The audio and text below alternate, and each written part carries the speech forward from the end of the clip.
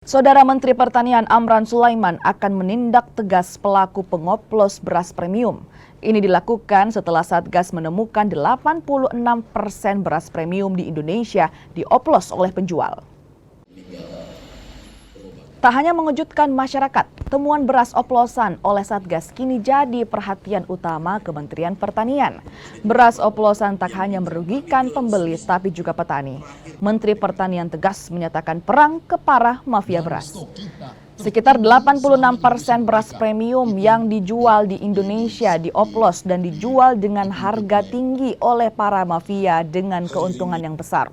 Tindakan tegas kini akan dilakukan pada mafia beras.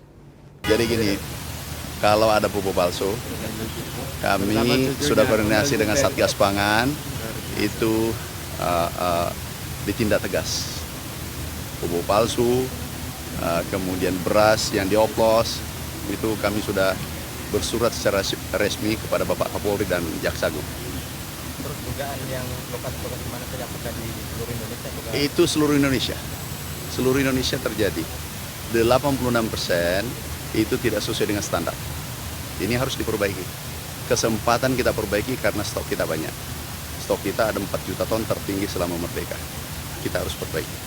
Dampaknya apa yang bisa apabila ini berjalan terus, apa dampaknya? Oh, dampaknya adalah merugikan konsumen karena daya beli kita turun, daya beli konsumen turun.